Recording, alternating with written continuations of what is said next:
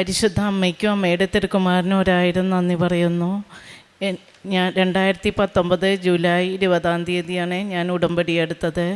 എൻ്റെ പേര് മേരി ഷാജു, എറണാകുളം പറവൂരിൽ നിന്ന് വരുന്നു. എൻ്റെ ഹസ്ബൻഡ് ഷാജു, എൻ്റെ മകൻ അമൽ, ഇതെൻ്റെ മരുമകൾ രേഷ്മ. എൻ്റെ പേര് അമൽ. ഞാനിവിടെ ഒരു വലിയൊരു അനുഗ്രഹത്തിൻ്റെ സാക്ഷ്യം പറയാൻ വേണ്ടിയാണ് ഇവിടെ വന്നിരിക്കുന്നത്. 2019 ഞാൻ എൻ്റെ ബിടെക്കും കഴിഞ്ഞ് ഇവിടെ സൈറ്റ് എഞ്ചിനീയറായിട്ട് വർക്ക് ചെയ്യുമ്പോൾ പുറത്തേക്ക് പോകാനുള്ളൊരാഗ്രഹം ഉണ്ടായിരുന്നു. അപ്പോൾ കാനഡയിലേക്ക് പോകാനാണ് ഞാൻ തീരുമാനിച്ചത്. കാരണം എൻ്റെ കൂട്ടുകാരെല്ലാം അവിടെ തന്നെയുണ്ട്.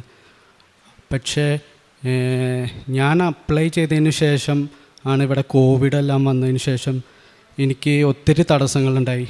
സാധാരണ രീതിയിൽ 2-3 മാസം കൊണ്ട് എല്ലാ പ്രോസസ്സിങ്ങും കഴിഞ്ഞ് ഒരാൾ കാനഡയിലെത്തും ഈ സ്റ്റുഡൻറ്റ് വിസക്ക് പോകുമ്പോൾ.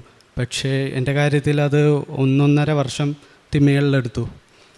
അപ്പോൾ ഈ ഒരു കാലയളവിൽ എൻ്റെ അമ്മ എനിക്ക് വേണ്ടി ഉടമ്പടി എടുക്കുകയും അതിൽ ഞാനും ആ ഉടമ്പടിയിൽ പങ്കുചേരുകയും അതിൽ എനിക്ക് ഒത്തിരി അനുഗ്രഹങ്ങളും കിട്ടുകയും ചെയ്തു. മെയിനായിട്ട് പറയുകയാണെങ്കിൽ എനിക്ക് വിശ്വാസം കുറവായിരുന്നു. അതിലൂടെ എനിക്ക് എല്ലാ ദിവസവും കുർബാനയ്ക്ക് പോകാനുള്ള ഒരു അനുഗ്രഹം കിട്ടി.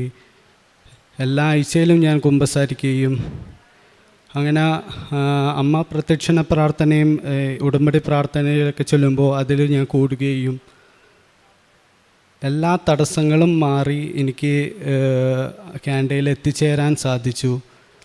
അവിടെ എത്തിയിട്ടും ഒത്തിരി തടസ്സങ്ങളുണ്ടായിരുന്നു. പക്ഷേ അതെല്ലാം അമ്മ മാതാവ് മാറ്റിത്തന്നു. എനിക്ക് പഠിക്കാനുള്ള കൃപ തന്നു. കോഴ്സെല്ലാം കംപ്ലീറ്റ് ചെയ്യാൻ സാധിച്ചു. കോഴ്സെല്ലാം കംപ്ലീറ്റ് ചെയ്തതിന് ശേഷം അടുത്ത കടമ PR ആയിരുന്നു. പക്ഷേ എനിക്ക് ഒരു തരത്തിലുള്ള ഒരു തടസ്സവും അമ്മ മാതാവ് തന്നില്ല. PR വേഗം തന്നെ ലഭിക്കുകയും 3.5 വർഷം കൊണ്ട് തന്നെ കാനഡയിൽ PR ലഭിക്കുകയും ചെയ്തു. ഇത്രയേറെ അനുഗ്രഹങ്ങൾ തന്ന അമ്മ മാതാവിനും ഉണ്ണീശോയ്ക്കും ഞാൻ 1000 നന്ദി പറയുന്നു. അതുകൂടാതെ അടുത്ത ആയിട്ട് എൻ്റെ വിവാഹം കഴിഞ്ഞു. ഈ ഇരിക്കനാണ് എൻ്റെ ഭാര്യ രേഷ്മ. ഇത്രയും വലിയ അനുഗ്രഹം തന്നതിന് ഞാൻ വീണ്ടും അമ്മയോട് നന്ദി പറയുന്നു. എൻ്റെ പേര് ഷാജു. വൈഫാണ് ഉടമ്പടി എടുത്തതെങ്കിലും അതിൻ്റെ സംരക്ഷണം ഞങ്ങളുടെ കുടുംബത്തിൽ തുടക്കം മുതലേ തന്നെ ഉണ്ടായിരുന്നു. ഞാൻ ഉടമ്പടി എടുത്തിരുന്നു ഒരു 3 മാസത്തോളം. അപ്പോൾ ഒരു വീട്ടിൽ നിന്ന് 2 പേര് ഉടമ്പടി എടുക്കണ്ട എന്നുള്ളൊരു നിയമമായിരുന്നു അന്ന് കാലത്തുണ്ടായിരുന്നത്. അതുകൊണ്ട് ഒരാളോട് സറണ്ടർ ചെയ്യാൻ പറഞ്ഞപ്പോൾ ഞാൻ സറണ്ടർ ചെയ്തിരുന്നു. എങ്കിലും വൈഫിൻ്റെ ഉടമ്പടിയിൽ പ്രത്യക്ഷീകരണ പ്രാർത്ഥനയിലും ഞങ്ങളും ചേരുമായിരുന്നു. മാതാവിൻ്റെ ഈ ഉടമ്പടി പ്രാർത്ഥന വൈഫാണ് ഉടമ്പടി എടുത്തെങ്കിലും അതിൻ്റെ സംരക്ഷണം ഞങ്ങളുടെ ഇതിൽ ഉണ്ടായിരുന്നത് കൊണ്ട് തന്നെ ഒരു വലിയ അപകടത്തിൽ നിന്ന് ഞാൻ രക്ഷപ്പെട്ടു. ഞാൻ ജോലി കഴിഞ്ഞ് വരുന്ന സമയത്ത് ഇപ്പോഴല്ല, 2024 ഒക്ടോബർ ദീപാവലി ദിവസമായിരുന്നു, ഒക്ടോബർ 31. ഞാൻ സാധാരണ വരുന്നത് ഒരു രാത്രി 2 മണിക്കാണ്. ഞങ്ങളുടെ ഒരു US കമ്പനിയാണ്. അപ്പോൾ അവരുടെ ഒരു ടൈം സോൺ അനുസരിച്ച് രാത്രി ഒരു 2 മണിയോടുകൂടിയാണ് ഞാൻ വീട്ടിൽ 2:30 വീട്ടിലെത്താറുള്ളത്. ഏകദേശം 2 മണിയോടുകൂടി ഞാൻ ആലുവ വഴിയാണ് വന്നിരുന്നതെന്ന്. ആലുവ പറവൂർ റൂട്ടിലൂടെ വന്നുകൊണ്ടിരിക്കുമ്പോൾ പെട്ടെന്നൊരു ബൈക്ക് എൻ്റെ ഫ്രണ്ടിലേക്ക് ഒരു പോക്കറ്റ് റോഡിൽ നിന്ന് കയറി വരികയും ഞാനത് കണ്ടില്ല. എന്തോ വണ്ടിയുടെ ഫ്രണ്ടിലേക്ക് വരുന്നത് കണ്ടപ്പോൾ ഞാൻ പെട്ടെന്ന് ബ്രേക്ക് ചവിട്ടിയെങ്കിലും എൻ്റെ കാറ് പോയി ആ ബൈക്കിലിടിക്കുകയും അദ്ദേഹം നിലത്ത് വീഴുകയും ചെയ്തു. ഉടനെ തന്നെ ഞാൻ വണ്ടി നിർത്തിയിട്ട് തൊട്ടടുത്ത് ഒരു സെക്യൂരിറ്റിക്കാരൻ, ഒരു ബാങ്കായിരുന്നു, ആ ബാങ്കിൻ്റെ അവിടെ നിന്ന് ഒരു സെക്യൂരിറ്റിക്കാരൻ ഓടി വന്നു. ഞങ്ങൾ 2 പേരും കൂടി അദ്ദേഹത്തെ പിടിച്ച് റോഡിൻ്റെ മറ്റേ സൈഡിലേക്ക് കൊണ്ടുപോകുന്നതിൻ്റെ ഇടയിൽ ഓപ്പോസിറ്റ് സൈഡിൽ നിന്നൊരു കാർ നല്ല സ്പീഡിൽ വരുന്നുണ്ടായിരുന്നു. അവർ വന്ന് ഈ ബൈക്കിൻ്റെ മുകളിൽ കയറി ഞങ്ങളുടെ ദേഹത്തേക്ക് മറിഞ്ഞു വീഴും. കാറ് ടോട്ടലി അപ്സൈഡ് ഡൗൺ ആയിപ്പോയി. അങ്ങനെ ആ ഫോഴ്സിൽ ഞങ്ങൾ 3 പേരും തെറിച്ചുപോയി. രക്ഷിക്കാൻ വന്ന സെക്യൂരിറ്റി ചേട്ടൻ്റെ കൈയൊടിയുകയും ഇദ്ദേഹം ഞങ്ങളുടെ കയ്യിൽ നിന്ന് വിട്ടുപോവുകയും ഞാൻ തെറിച്ച് ഒരു ഫുട്പാത്തിലേക്ക് തെറിച്ച് പോവുകയും ചെയ്തു.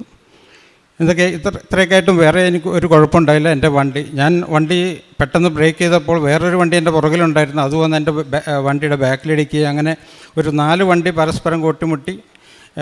എൻ്റെ വണ്ടിക്ക് നല്ല ഡാമേജ് പറ്റി, ഫ്രണ്ടിലും ബാക്കിലും ഡാമേജ് ഉണ്ടായിരുന്നു.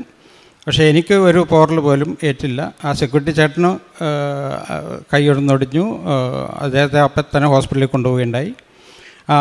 വീണ് കിടന്ന ആ ബൈക്കിൽ നിന്ന് വീണ ആ ചേട്ടനും ചെറുതായിട്ട് കാലൊന്നും മുറിഞ്ഞു. അത്രേ പറ്റുള്ളൂ. ഈ 2 വണ്ടി ഇടിച്ചിട്ട് പോലും അത്രേ ആ ചേട്ടനും പറ്റുള്ളൂ. ദൈവത്തിൻ്റെ ഇടപെടൽ മൂലമാണ്, വേറെ മറ്റ് യാതൊരു കുഴപ്പമില്ലാതെ ഞങ്ങളെല്ലാവരും രക്ഷപ്പെട്ടത്. മാതാവിന് 1000 നന്ദി പറയുന്നു. പ്രേക്ഷിത പ്രവർത്തനം ഞാൻ വീടുകളിൽ എല്ലാ പത്രങ്ങൾ വിശ്വാസ പ്രമാണം ചൊല്ലി ഓരോ വീടുകളിലും എത്തിക്കുമായിരുന്നു. പിന്നെ പള്ളികളിലും എത്തിക്കുമായിരുന്നു. പിന്നെ ഒത്തിരി രോഗികളെ സന്ദർശിക്കുകയും അവർക്ക് വേണ്ടി പ്രാർത്ഥിക്കുകയും അവർക്ക് മാതാവിൻ്റെ അനുഗ്രഹം കൊണ്ട് ഒത്തിരി രോഗസൗഖ്യം ലഭിച്ചു. പിന്നെ കാരുണ്യ പ്രവൃത്തി എന്നെക്കൊണ്ട് അനാഥാലയത്തിൽ എല്ലാ മാസവും ഞാൻ ഭക്ഷണ സാധനങ്ങൾ എത്തിക്കുകയും പൈസ കൊടുക്കുകയും ഓരോരുത്തർക്ക് പൈസ കൊടുക്കുകയും ചെയ്യും. കഷ്ടപ്പാട് അനുഭവിക്കുന്നവർക്ക് ഞാൻ മനസ്സറിഞ്ഞ് സഹായിക്കുകയും ചെയ്യുമായിരുന്നു. എൻ്റെ ഭർത്താവ് പോലും അറിയാതെ ഞാൻ സഹായിക്കുമായിരുന്നു. പിന്നെ ഒത്തിരി രോഗസൗഖ്യം ഒത്തിരി പേർക്ക് ലഭിച്ചു. അമ്മയ്ക്കും അമ്മയുടെ സംരക്ഷണം എൻ്റെ കൂടെ എപ്പോഴും ഉണ്ട്. ഒത്തിരി നന്ദി പറയുന്നു. എത്ര നന്ദി പറഞ്ഞാലും മതി വരില്ല. യേശുവേ സ്തോത്രം, യേശുവേ നന്ദി. 145 സങ്കീർത്തനം 18 തിരുവചനം. തന്നെ വിളിച്ചപേക്ഷിക്കുന്നവർക്ക്, ഹൃദയ പരമാർത്ഥതയോടെ വിളിച്ചപേക്ഷിക്കുന്നവർക്ക് കർത്താവ് സമീപസ്ഥനാണ്. തൻ്റെ ഭക്തന്മാരുടെ ആഗ്രഹം അവിടുന്ന് സഫലമാക്കുന്നു. അവിടുന്ന് അവരുടെ നിലവിളി കേട്ട് അവരെ രക്ഷിക്കുന്നു. മേരി ഷാജു എന്ന ഈ മകൾ കുടുംബത്തോടൊപ്പം വന്ന് അവരുടെ പ്രത്യക്ഷീകരണ സാക്ഷ്യം ഏറ്റുപറയുകയാണ്. ഇവരെല്ലാവരും തന്നെ ഉടമ്പടിയിലാണ്. ജോസഫ് അച്ഛൻ നമ്മെ ഓർമ്മിപ്പിക്കുന്നത് പോലെ നിങ്ങളുടെ ആസ്തി എന്താണോ അതിനനുസരിച്ചാണ് പരിശുദ്ധ അമ്മ നിങ്ങളുടെ ഉടമ്പടിയിൽ ഒപ്പുവെച്ചുകൊണ്ട് ഈശോയ്ക്ക് കൈമാറുന്നതെന്ന് ജോസഫ് അച്ഛൻ നമ്മെ എപ്പോഴും ഓർമ്മിപ്പിക്കാറുണ്ട്. മേരി ഷാജു എന്ന ഈ അമ്മയുടെ ഒരു വലിയ ആധ്യാത്മിക ആസ്തി പരിശുദ്ധ അമ്മയ്ക്ക് പരിശുദ്ധ അമ്മയെ സന്തോഷിപ്പിച്ചതുകൊണ്ടാണ് ഇവരുടെ ഉടമ്പടി പെട്ടെന്ന് കത്തിയത് എന്ന് നമുക്ക് വായിച്ചെടുക്കാം. പരിശുദ്ധ അമ്മയോടുള്ള മധ്യസ്ഥ അപേക്ഷിച്ചുകൊണ്ടുള്ള ഈ പ്രാർത്ഥന നിരന്തരം ഈശോയുടെ അടുത്തേക്ക് ചെന്നതുകൊണ്ട് ഇവരുടെ മകനുണ്ടായ ഒരു വലിയ സാധ്യതകളുടെ ജോലി സാധ്യതയും അതുപോലെ തന്നെ മകന് ഒരു നല്ല ജീവിത പങ്കാളിയെ ലഭിക്കുവാനും ഈ ഉടമ്പടി പ്രാർത്ഥന അവർക്ക് സഹായകമായി. അതിലൂടെ അവരുടെ കാര്യസാധ്യതകളേക്കാൾ കൂടുതൽ മകൻ തന്നെ ഇവിടെ ഏറ്റുപറയുകയുണ്ടായി. മകൻ ഇന്ന് ഉടമ്പടിയെടുത്ത മകനാണ്. ഉടമ്പടി പ്രാർത്ഥനയിൽ കണ്ടിന്യൂ ചെയ്തപ്പോൾ ഈശോയിലുള്ള വിശ്വാസം വർദ്ധിക്കുകയും ഈശോയെ സ്നേഹിക്കുവാനും പരിശുദ്ധ അമ്മയിലൂടെ അവർക്ക് എപ്പോഴും ജീവിതത്തിലെ ഒരു പുതിയ അർത്ഥവും പുതിയ സ്നേഹ ബാധ്യതകളും ഉണ്ടാകുവാനും അവർക്ക് കാരണമായി എന്ന് മകൻ തന്നെ ഏറ്റുപറയുന്നു. അതുപോലെ തന്നെ അവരുടെ കുടുംബത്തിലുണ്ടായ ഒരു വലിയ ആക്സിഡൻറ്റ് ഹസ്ബൻഡ് ഏറ്റുപറയുകയുണ്ടായി.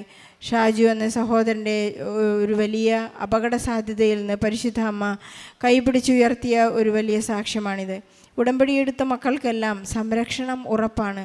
മറ്റുള്ളവർക്കോ നമ്മുടെ അരികിലുള്ളവർക്കോ എന്തെല്ലാം സംഭവിച്ചാലും നമുക്ക് ജോബിനെ പോലെ എല്ലാം അടിഞ്ഞു പോയാലും നമ്മെ തൊടുവാനായി ദൈവം നമ്മെ വിട്ടുകൊടുക്കുകയില്ല, സാത്താന് നമ്മെ തൊടുവാൻ അനുവദിക്കുകയില്ല എന്ന് ജോബിനോട് ചെയ്ത അതേ വാഗ്ദാനം തന്നെയാണ് ഉടമ്പടിയിൽ തന്നെ ഇന്നും കണ്ടിന്യൂ ചെയ്യുന്നത്. നമുക്കെപ്പോഴും ഉടമ്പടിയിൽ വിശ്വസ്തരായിരിക്കാം. ഉടമ്പടി ഉഴപ്പുന്നവർക്കാണ് ചിലപ്പോഴെല്ലാം നമുക്ക് തോന്നാം എന്തുകൊണ്ട് ഇത് ലാഗ് ചെയ്യുന്നു. നമുക്ക് എപ്പോഴും നമ്മെ തന്നെ നമ്മുടെ വിശ്വസ്തതയെ ഒന്ന് മാറ്റുരച്ച് നോക്കാം.